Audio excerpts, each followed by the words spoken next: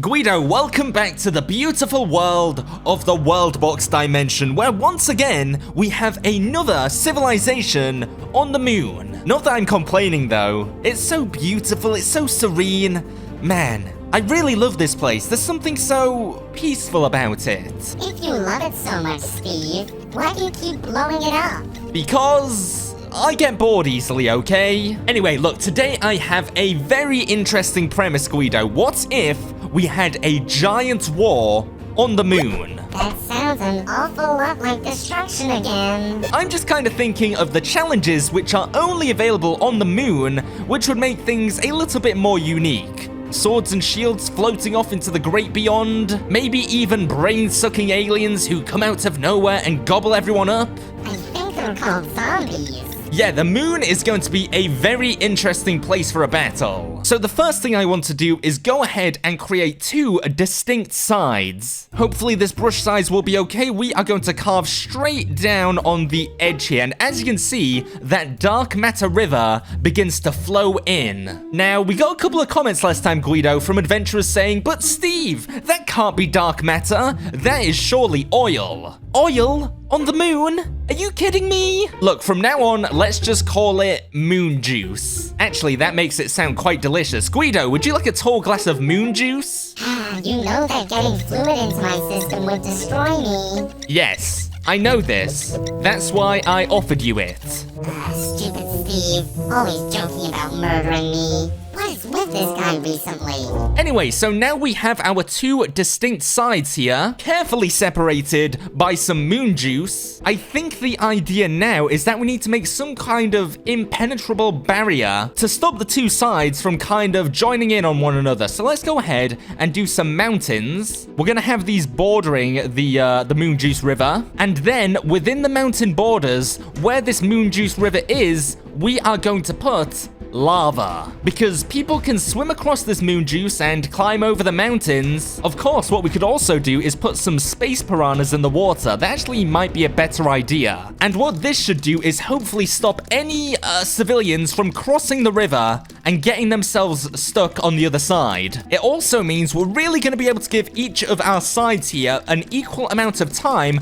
to build up their civilizations and go to war. So every single one of these blue dots that you see are piranhas. Space piranhas, that is. So now that we've got our space piranha border, I'm gonna go ahead and start assembling each side. So I don't think we're gonna use human astronauts today. Instead, we're going to use elf astronauts who don't like orcs, and orc astronauts who don't like humans apparently, but I'm sure they'll settle for taking on orcs. Or what we could do is make a big cross section in the middle and have every race here. Yeah, that sounds fun. So let's make sure everyone has a bit of forest, a sprinkling of rain, a few seeds, a little bit of gold. So as I said, Guido, each one of these civilizations is going to start off with two of each race. We have orcs on the left, dwarves at the bottom, elves on the right, and humans at the top. I should probably also give them a little bit of moon juice each, just to make sure they can grow their plants and stuff. So let's get some shallow water, the tiniest brush possible, and let's give them all a tiny little river. So it's going to be very interesting indeed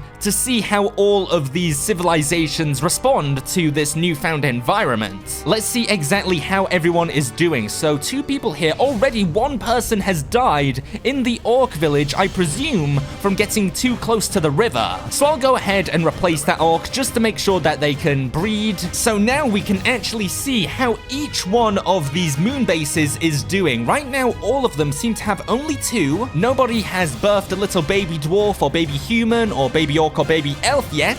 It looks like the dwarves are kind of expanding into the mountain a little bit, which is fair enough because the orcs are known, or sorry, the dwarves are known for their use of mountains, but the orcs and the humans are doing that as well. It looks like the humans may have the biggest area. Oh my gosh, in the time for the humans or the orcs or the elves to build up just one other member of civilization, which they haven't done yet by the way, the dwarves now have four baby dwarves. But the orcs are catching up. They've just managed to create two more babies. One of them is getting dangerously close to the river. But the humans and the elves, They've been distracted by other things. Hey, Guido, what do you think? I think that those orcs are getting busy.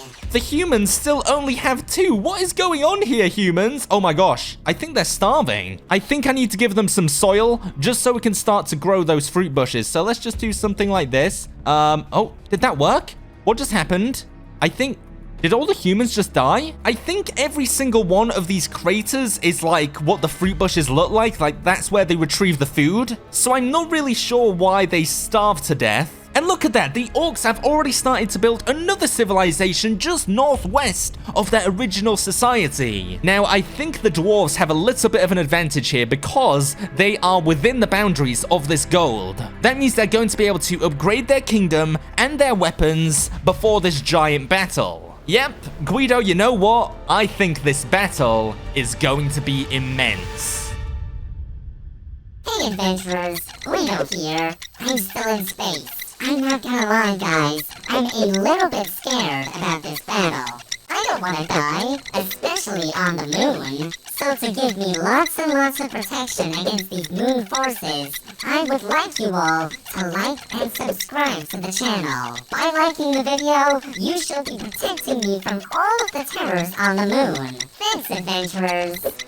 Okay, Guido, so right now we have everything moving at 5 times speed, and look at that dance party going on with the piranhas in the middle. Let's see how exactly this civilization is doing now. Oh, the dwarves have begun to expand. The elves are still in the same civilization, but they have 13 people living there. And it looks like they've only just started to make their crops, so I don't know if they're going to be long for this world if they can't speed up their farming. The dwarves are looking good. Now what we're going to do is connect everything. Let's go ahead and use...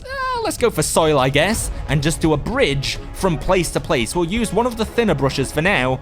Oh yeah, look at this. So this bridge is going to be connecting every single one of these civilizations here. This is going to be the arena where the battle takes place. I'm very excited to see if this battle begins. Let's see what happens. Oh, it looks like they're getting closer and closer together. Let's slow things down here so we can see this in real time. So it looks like each one of the civilizations here have begun to expand into the center. As soon as those civilizations and societies start bumping into each other, I think we're going to have a little battle on our hands. Oh, look at this. We can also see its diplomatic relations with other civilizations. So what does this mean? Oh, I think this means the orcs are neutral with their other civilizations, but hate the elves and the dwarves. The elves are neutral with themselves, of course. They're happy with the dwarves, but they hate the orcs. And the dwarves, it looks like they're happy with the elves, but hate the orcs. So everyone is going to be trying to fight the orcs, I believe. Well, let's see if this works. Because they are getting very close to each other, and this orc is charging in. Look at this. Oh my gosh, 2 orcs are already on this dwarf, but he could have some backup right here. No, never mind. He's just skipped by, and he's attacking them. Will the elves help out? Yes, it looks like they are. It looks like the elves are starting to get involved here. Oh my gosh. We are seeing the battle of the moon civilizations here. Already, the orcs have made their way into this village and are tearing places down. But then again, that looks like relatively the same for each civilization. Like, some elves have already charged over here to the orcs, but it looks like definitely the orcs are doing the most damage to the dwarves. They are tearing building after building down. So far, I think the elves are relatively untouched, and they are gaining more and more landmass to build towards the orc village here. Oh my gosh, the dwarves are being absolutely torn apart. Look at this. This guy is just marching around, tearing every building down, killing every child, destroying every crop. It looks like the elves are still building outwards. The orcs are repairing their damages, and the dwarves, well, the dwarves are pretty much the same. It looks like they're actually backing up a bit, but the elves and the orcs are getting mighty close, and we have a charge in from the elves. They've sent in an army to... Oh my gosh, but they're retaliating. The orcs are retaliating, and they're charging into the village. Oh my goodness. Guido, you've just got to think, though, once these resources start to get less and less, that's when people are going to get desperate. Now we've got everything sped up to ×5 once again, so we should be seeing... Hey, what is going on here?